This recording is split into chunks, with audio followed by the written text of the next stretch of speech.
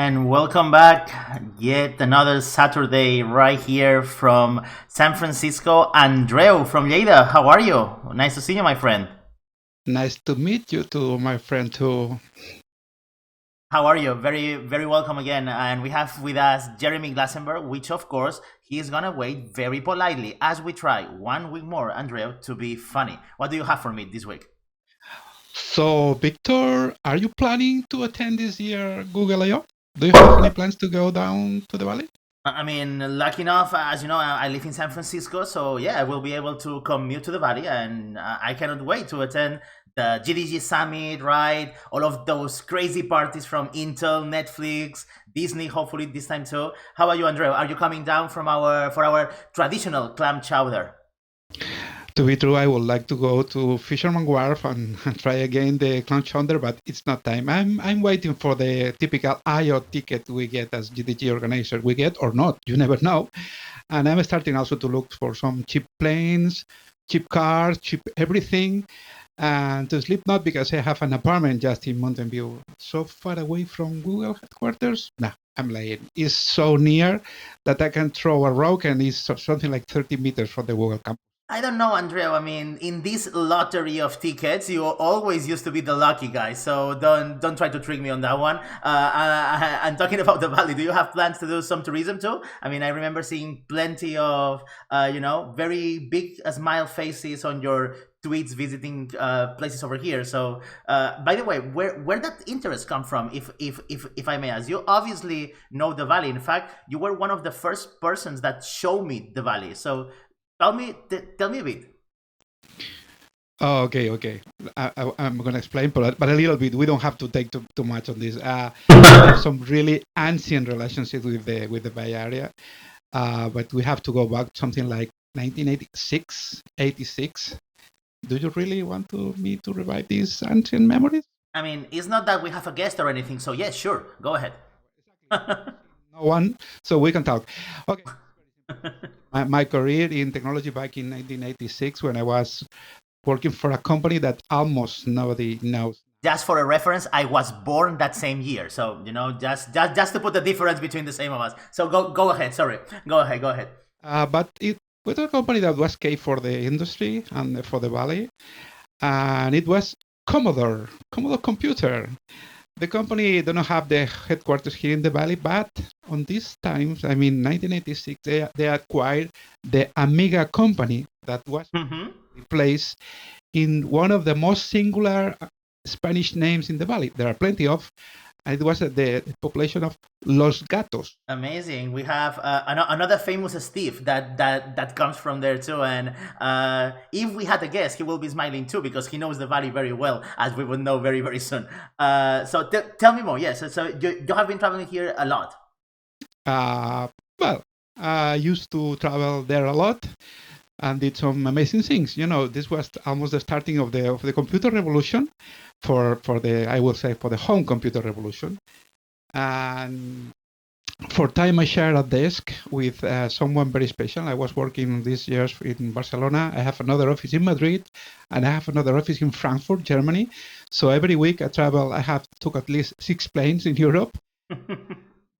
I have other person that was a very well-known person that lives in Santa Clara, has the office in Santa Clara, and this person was the so-called father of the video games industry. It was Nolan Bushnell, founder of Atari. That's awesome. On the launch of one of the machines that Commodore launched at this time that was not successful. It was the CDTV, Commodore Dynamic Total Vision. It was a total fail. We launched it at the Consumer Electronics Show in Las Vegas. We were together there for launching the machine, and it was a fail. But it was nice because I can say I was colleague of, I am still, because I have met him several times in the next upcoming years, of Nolan Bushnell, the father of the video games. And this is why we have Andrea on our show. These little battle stories, or batallitas, as our friend Cynthia in Spain will call it. And yeah, definitely. I mean, I love this. And again, I guess that was a great story, Andrea. I have to tell you. But we have to go back to the business. Okay, fair enough. Any expectation at what Google is gonna show us in the Google I/O? I mean, I'm looking forward to it, right? I mean, imagine the packed auditorium with everyone there. I think this is the year for a Stadia, right? Google Stadia definitely gonna be something big. I expect great things from that. I expect great things from the virtual reality, the augmented reality piece. I think that there's gonna be plenty of those on the keynote.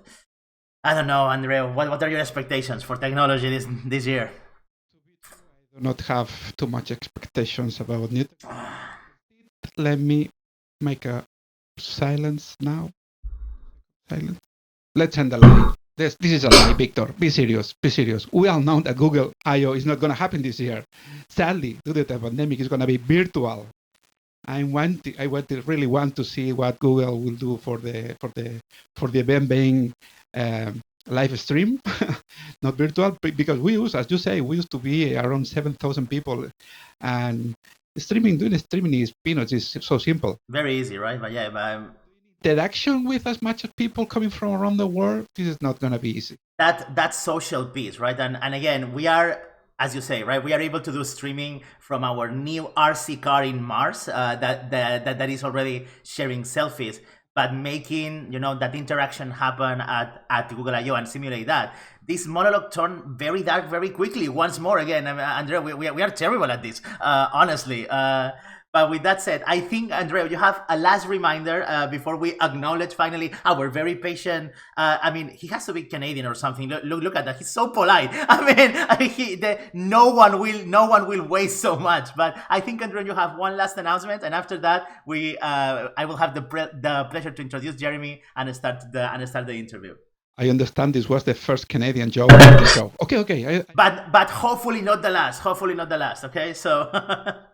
So let me appoint that the RC car you say, it's called Perseverance, and also he has another little toy inside that is called Ingenuity. And so we started last year from GDE Google Developers Spain Group Spain.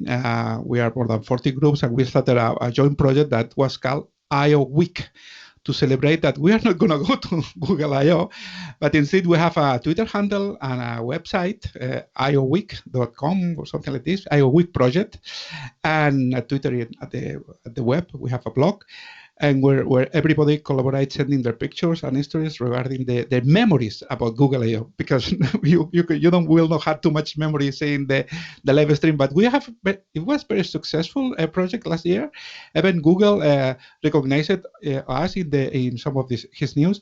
So to end this trying to be a joking starting of the GDE show today, let's say to the people that they can join us on the adventure of doing the I/O project again and have a nice share those Google I/O. Indeed. Yes, absolutely. Thank you very much, Andreu, for that. Jeremy, thank you for your patience. Jeremy is an experienced product leader, 13 years now, with a specialty in managing developer platform, APIs companies in things like Box or Tradeshift. He managed and expanded developer platform to communities of tens of thousands of developers and led high-profile integrations promoted by Salesforce or Google. I'm going to be asking about that for sure in a moment. You have supported the community. You mentor a startup accelerator such as Alchemist, Acceleprise, and Techstars, which is, I'm definitely going to ask about that one too, and in platform and API strategy. You are a double GDE, right? Workspace and Google Pay on that piece. We want to know a lot more on that. But first of all, he's also a lead instructor at Product School, which I believe it's founded by a Spaniard, if that is correct, Carlos Ambrosía, which is also a good friend on that. So, Jeremy, finally, please save the stream. Tell us a little bit about yourself. Thank you, and yeah, that was a pretty good summary. But yeah, basically, I've been doing the product thing for 13 years, specialized in APIs and integrations. I've been working with Google on side projects back in college, and when I was at Box, got to work heavily with the now Google Workspace team, which were a couple among the many factors that led to me becoming a GDE, working on Google Workspace and Google Pay. I guess as you alluded to with that Canadian joke, I am also by technicality a dual citizen of Canada. It's due to one of those laws. If you had a parent who was actually born there, you are naturally Canadian. So yeah, I had a family from Winnipeg.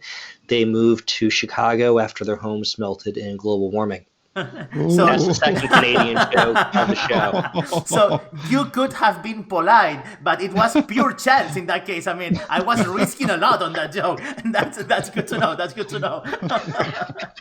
Fair enough. So, very, very, very good to know. How can you explain, Jeremy? For example, what about how do you really get started on technology? What was your very first steps on this? What got me into technology? Wow, I have not been asked that at least on a show before. At the point, man. My older brother got into tech before I did, and I vaguely remember when I was like 5 years old having one of these computers where, like well before Windows, all command line interface. They didn't actually have even floppy disks. It was like some sort of a tape like you would see in an old movie theater. I don't remember which one that was, but I also remember the 386. And we had something before the 386. But in our house, we had the 386, the 486. And so computers were always around. At some point, I think when I was 13 or 14, I started getting into 3D animation or programming, and I just got my hands on these like used books for like 50 cents from a used bookstore on like C and C++ programming. They're written before I was born. I was born 85, so I guess all the stories that I just heard were from when I was like 6 to 12 months old. But yeah, just started getting to programming, I guess early in high school, and just stuck it out, made it into computer science in college, and just kept on going. Developed a randomly irrational obsession with web APIs also in undergrad, and that does relate to Google, but that's another story. Yeah. So it was the very first web APIs. You broke it down. Quite literally, right? So So me a you little went. bit. Sorry, yes, Andreu, please. No, it was a commentary. You went directly to the PCs. I understand. Directly to PCs. Probably. I think I vaguely remember when I was a kid, some like physics lab experimental toys and a lot of Legos. Definitely Legos.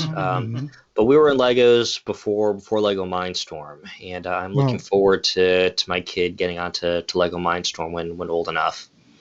Good. I mean, actually, I don't have kids of my own, and this is why I have a lot of events like GDG Kids, Google Developer Group for Kids, because it's my excuse to keep toys around the house. I am never playing; I'm always researching to prepare those events. So I totally get how having a kid is going to be very useful for that, and we hope to get also pieces of that adventure on a later interview. The other thing that we wanted to ask you, right, and Jeremy, I'm sure a lot of people that watches this video wants to become a GDE. Tell us a little bit on how did you enter, why did you enter also onto the GDE program? What were your objectives and your passions when you decided to join the team? Yeah, and my story is it's kind of a wacky long one. It actually goes back to the whole like when I got obsessed with web APIs, and that actually goes back to time in undergrad when did any of you guys remember iGoogle? I do. Like alternative homepage where you could customize the homepage, install like a weather app and a calculator app, and you could build apps. It was all iframing and APIs. And when I saw that, I got into the idea of like the web as an OS. Even wanted to create for myself something that's now known as a web top, which basically was iGoogle on caffeine.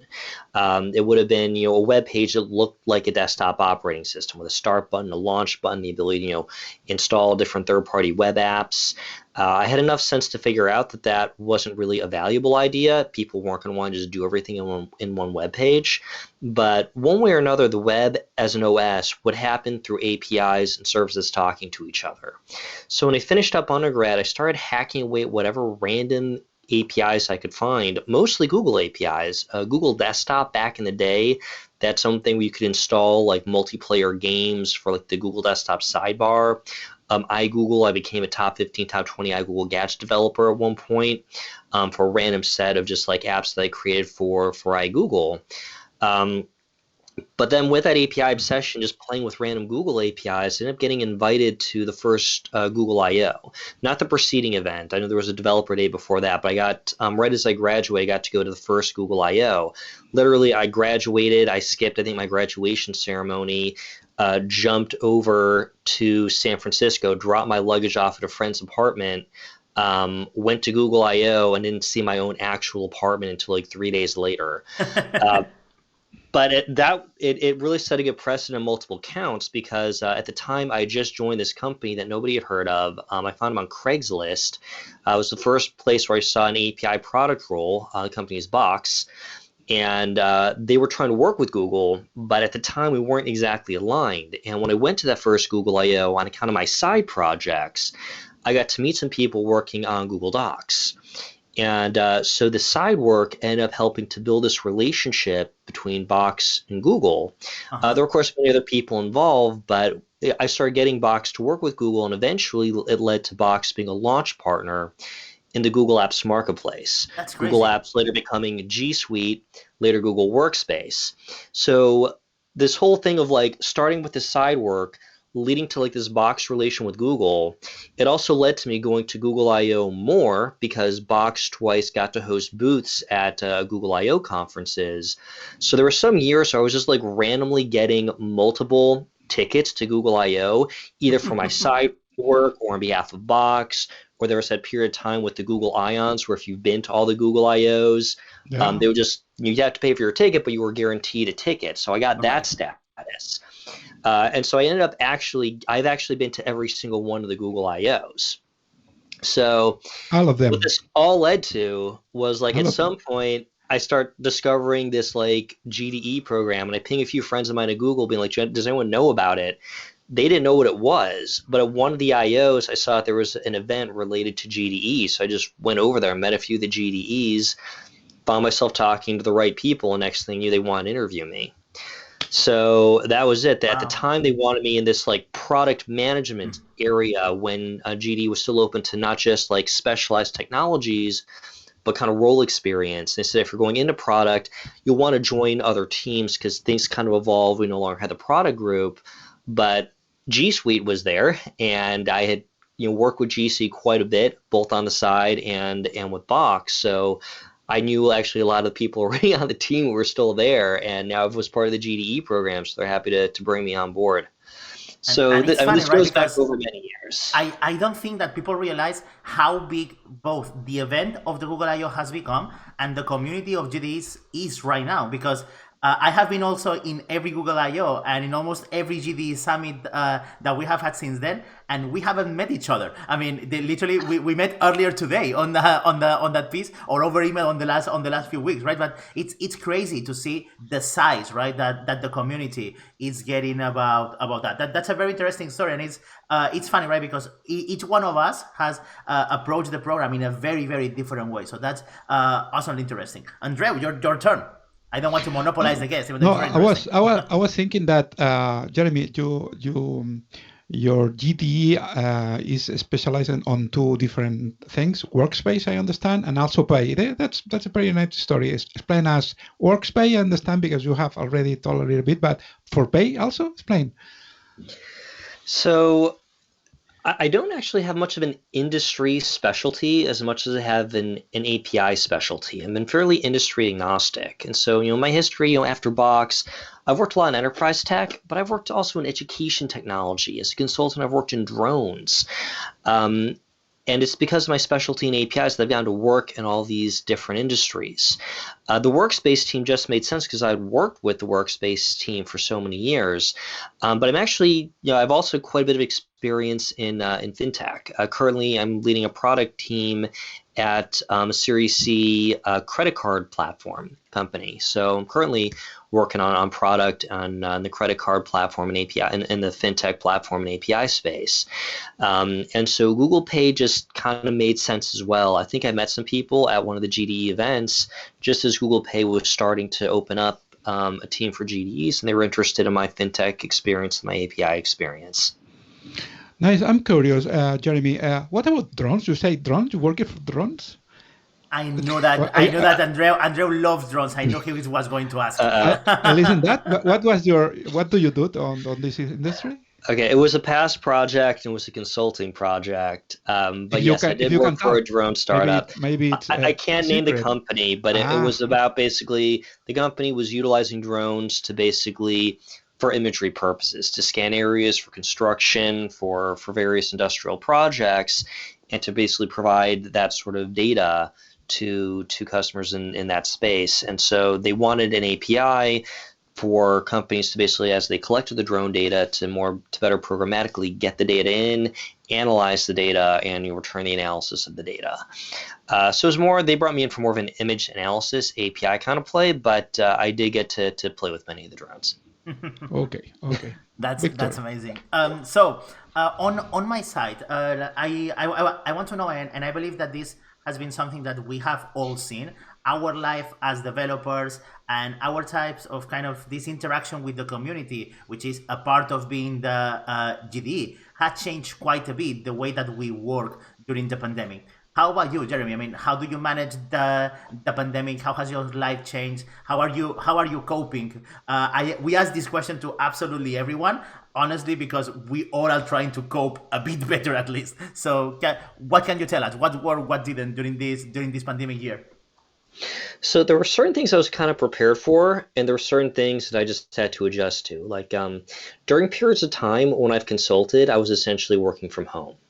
Although I knew from that experience that I may actually go kind of nuts just being in a home office all day long, because back then what I used to do was just jump to co-working spaces where startup accelerators that I helped out were running, so I could just keep my sanity and hang out with other people, even when I had a consulting project that I could have done at home. But I was used to work from home and ready for that.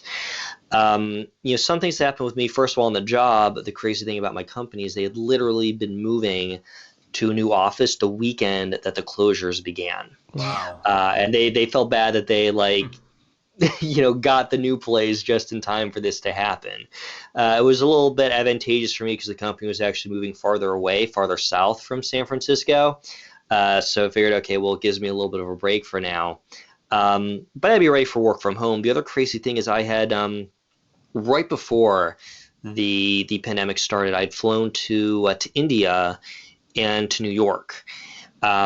India was because my company has engineers in India. New York was to support this accelerator that was just taking off in New York. I was actually there as the pandemic was probably spreading, but before they realized it. So when I came back, that's when the closures had started.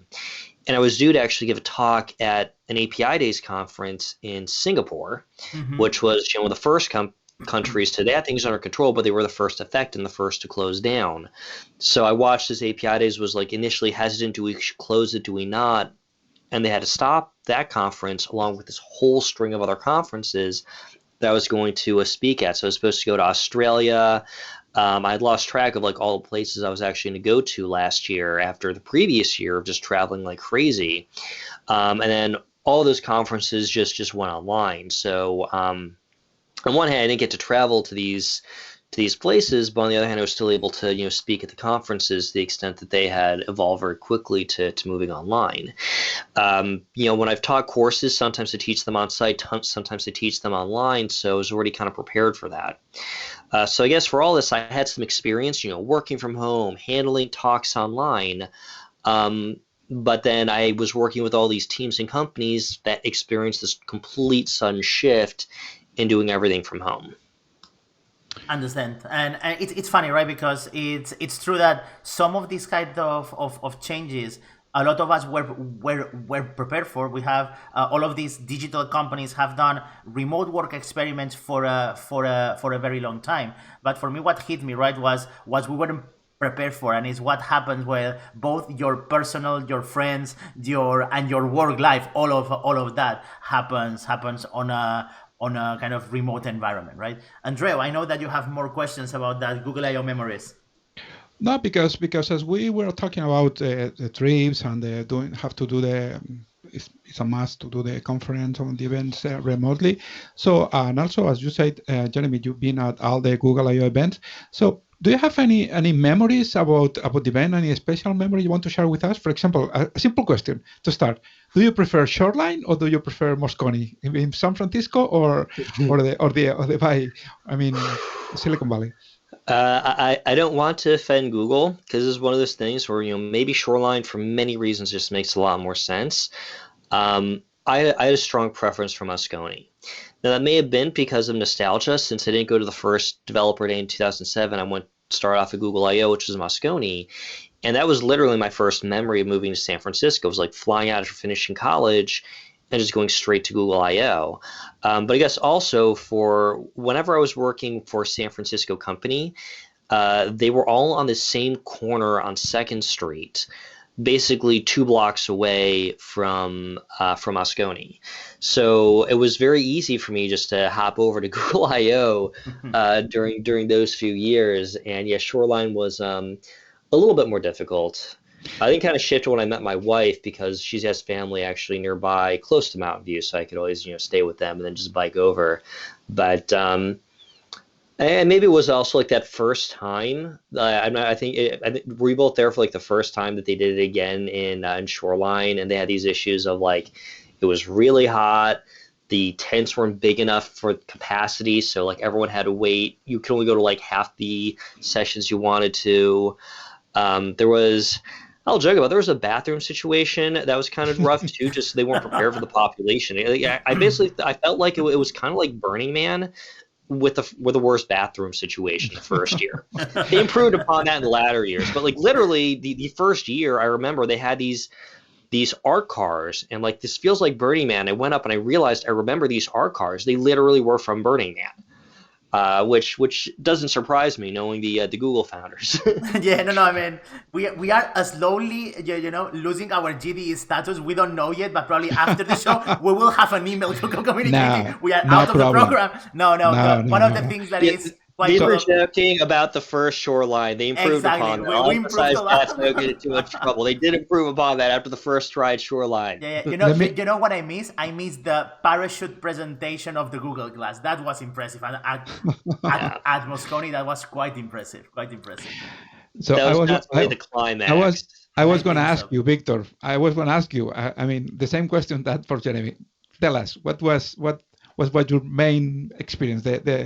The crazy over the rooftop, entering with honestly, the glass. when you tell the stories about Google I/O, right, and when they ask you in a conference or in a place like that, you are kind of proud to say I was there when the parachute thing happened. It's a nice thing, but honestly, for me, the reality of Google I/O and of any conference, it's never about the conference. I mean, the best things of Google I/O always happen in the corridors. And I know that's a terrible thing to say because I know there is a lot of people doing amazing things inside every room, but I can watch that on YouTube later or get that information in other ways. The reality, and this is why it's going to be so hard to replicate Google I/O. The best of Google I/O, it's never inside the rooms, right? It's always outside of them, and it's the people that you get to meet, right? And the events that kind of surrounded the whole thing, and that is what kind of it's the really hard thing to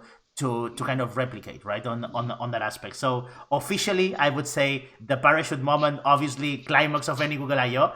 Unofficially, I have those small memories, right? I mean, I remember again meeting you on my second or my third Google I/O with your and I remember actually just after meeting you that first night we already had dinner together with the community of GDG Spain and GTAX, and at that time I remember those kind of things. It's about those conversations, those people that I met on those places, and I wouldn't have had the chance to do so for sure.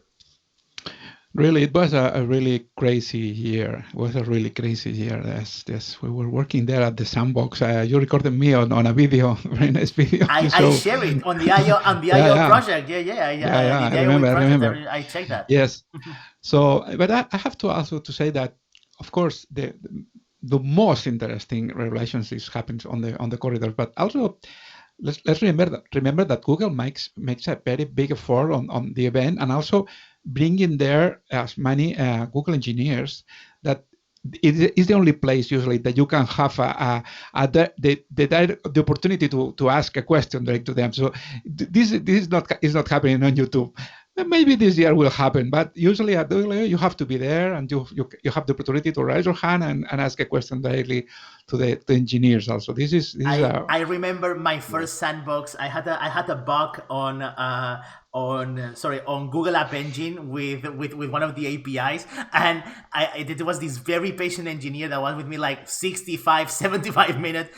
Help me fix it. I need this API back. So yeah, I mean they are very brave on putting themselves out there, because APIs that don't work, Jeremy, it's something that hurts on that aspect. And by the way, I know that we are already on the verge of being too long, as we always are, but I have to ask. I mean, APIs are always we heard them everywhere. Everyone knows what API stands for, but you're an expert on APIs. How would you define the API, and how would you say that the APIs have made an impact on how we work in almost any product nowadays? I know it's a question that you could probably make into a 1-hour conference, but I give you a few minutes to comment on that.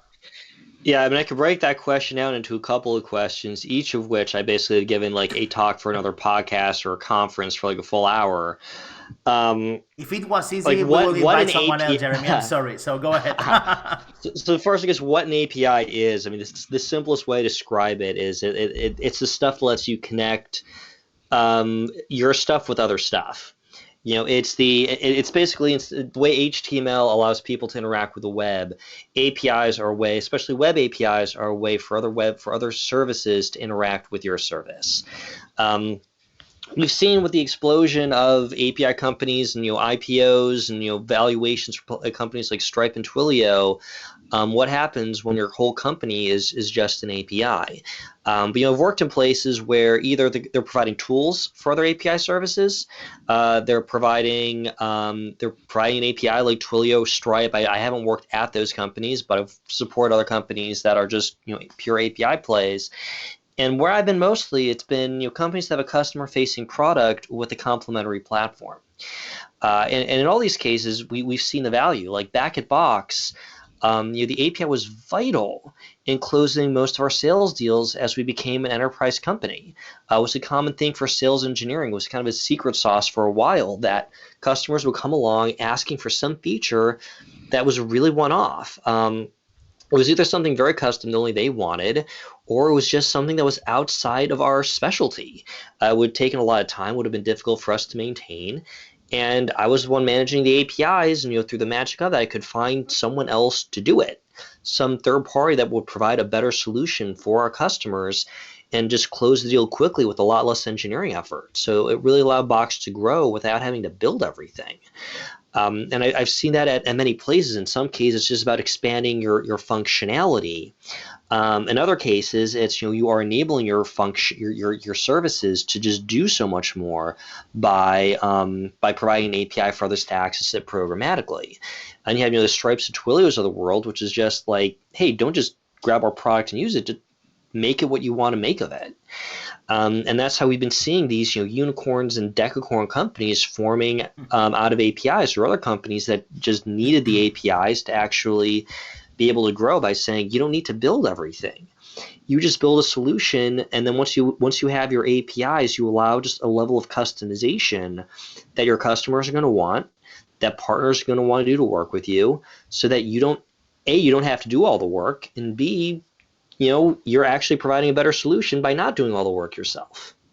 That's actually a very good point, right? You don't have to build everything, and that's a very newbie developer thing to do when you want to reinvent every wheel ever created when you are building your first application, and you don't have to. And I think that is a powerful message, right, from an API expert to the world on that piece. And it's true. I mean, there is so many unicorn companies that have been built on the shoulders of great giants through those APIs. So that was honestly quite amazing, Jeremy. I think we have held you quite a bit, 40 minutes already for this interview. I thank you a lot for your time that you put today. Any final comments, any final ideas that you want to share? I mean, something that I just encourage for anyone who wants to be in GDE or anyone who's just interested in getting more involved in GDE or GDG. This is a community that I see as just built on karma. It's from people who are coming in, contributing just with the intention of contributing. And what happens is that they find these communities where they're getting support and they're meeting other people who want to contribute. Many of my jobs, much of my career in Silicon Valley has been based on things like that, doing side projects that may have not even, I've done some work with Google. It never got me a full-time job at Google, but, Box knew about the side projects that I'd done with iGoogle. Work that I'd done with Mozilla years ago had led to recruiters from Mozilla knowing me who had gone to VC partners. And I have all these great stories of just, contributing with the intent of contributing. And what it does is if you have no intentions, you'll meet other good people who are the kinds of people who are really building out the tech industry. You meet good people and you meet others who want to contribute, and on the side, it may actually help with your career. That's amazing, and contributing for the worth of contributing. Another of those sentences that we are going to remember. I'm going to be, making t-shirts, I think, Andreu, out of all the pearls that our GDEs are leaving on the show. But that's quite amazing. I mean, that's worth a tattoo, maybe. Thank you for that, Jeremy. It's been quite a pleasure.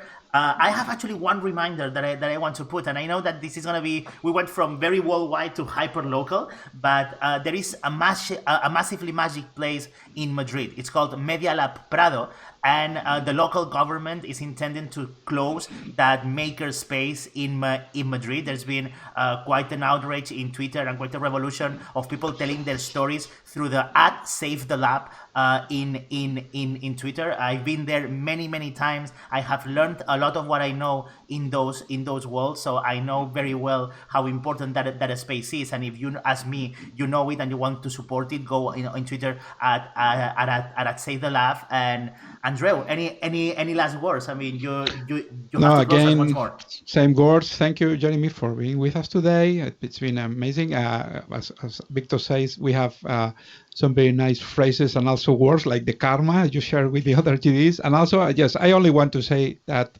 we are starting to make again roll this IO Week project you can find on Twitter and on the website ioweekproject.com.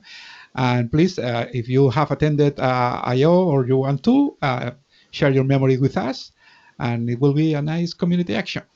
So that's it. Wonderful. So with that said, that's it for our second episode of the GDE show. We will be back in 2 Saturdays with that third episode.